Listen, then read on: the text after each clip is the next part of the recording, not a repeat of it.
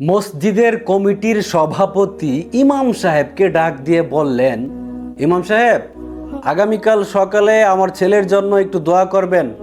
আমার ছেলের যেন চাকরিটা হয়ে যায় এবং আমার ছেলে যেন প্রতিষ্ঠিত হতে পারে। ঠিক আছে?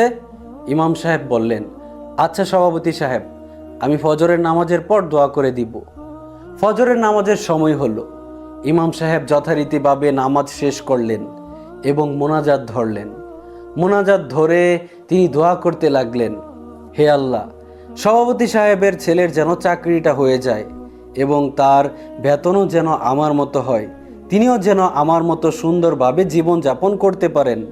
দোয়া শেষ হবার পর সভাপতি সাহেব ইমাম সাহেবকে আলাদাভাবে ডেকে নিলেন এবং শাসিয়ে বলতে লাগলেন, ইমাম সাহেব, আপনি এটা কি ধরনের দোয়া করলেন? আপনার মতো বেতন হলে আমার ছেলের সংসার চলবে কি করে? আপনার মতো বেতন তো আমি চাইনি। আমি আপনাকে বলেছি আমার ছেলের যেন চাকরিটা হয়ে যায়। ইমাম সাহেব বললেন, সভাপতি সাহেব, আমি তো সেই দোয়াই করেছি। আমি দোয়া করেছি আপনার ছেলের যেন চাকরিটা হয়ে যায় এবং তার বেতন যেন আমার মতো হয় এবং আমার মতোই যেন সুখে শান্তিতে থাকতে পারে। তখন সভাপতি সাহেব বললেন, আপনার মতো বেতন হলে তো আমার ছেলের চলবে না। আপনার যে বেতন, সেটা দিয়ে তো আমার ছেলের পকেট খরচই চলবে না, সংসার চলবে তো দূরের কথা। আর আপনি বলছেন আপনার মতো সুখে শান্তিতে থাকবে, এটাও কি কখনো সম্ভব? তখন ইমাম সাহেব বললেন, সভাপতি সাহেব, আপনার ছেলেও মানুষ, আমিও মানুষ। আপনার ছেলেরও সংসার আছে, আমারও সংসার আছে।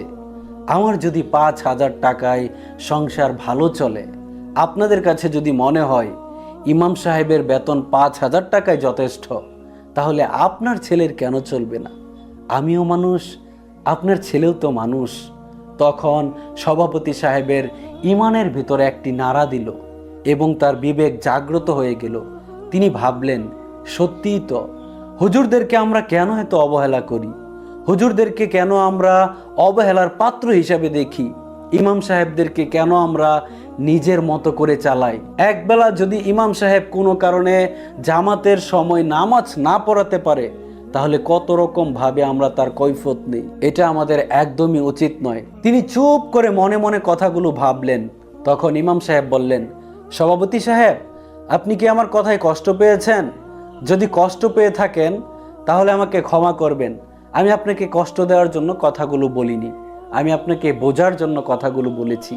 তখন সভাপতি সাহেব চোখের পানি ছেড়ে দিয়ে বললেন, ইমাম সাহেব, সারা জীবন সরকারি চাকরি করেছি, নিজের মতো করে চলাফেরা করেছি, বৃদ্ধ বয়সে এসে মসজিদের সভাপতি হয়েছি। কখনোই এই জিনিসটা কল্পনাও করিনি, ভেবেও দেখিনি। আপনি আমার চোখ খুলে দিলেন। আজ থেকে আপনার বেতন ধরা হলো 20,000 টাকা। আপনি যতদিন আমাদের এখানে থাকবেন, আপনার বেতন থাকবে 20,000 টাকা এবং আপনার কাছে কখনোই আর কোনো ব্যাপারে কৈফিয়ত চাওয়া হবে না। আপনি আমাদের ইমাম, আপনি আমাদের নেতা। প্রতিটি মসজিদে যদি এরকম কমিটির লোক থাকতো, তাহলে হুজুরদের জীবনটা আরো অনেক সুন্দর হয়ে যেত। কেন ইমাম সাহেবদেরকে এত অবহেলা করবেন? কেন তাদের এত সংকীর্ণতার মধ্যে ফেলে রাখবেন? মনে রাখবেন, আপনি যদি একজন দ্বীনের দায়ীকে সংকীর্ণতার মধ্যে ফেলে দেন, তার উপর প্রেসার ক্রিয়েট করেন, তাহলে আল্লাহ তাআলার পক্ষ থেকেও আপনি ঠিক একই রকম ভাবে সংকীর্ণতায় পড়ে যাবেন, অভাবে পড়ে যাবেন, পেরেশানিতে পড়ে যাবেন। সুতরাং ইমাম সাহেবকে অবহেলা নয়, বুকের মধ্যে আগলে রাখুন, সম্মান দিয়ে, ভালোবাসা দিয়ে। আল্লাহ তাআলা আমাদেরকে বোঝার তৌফিক দান করুন। আমিন।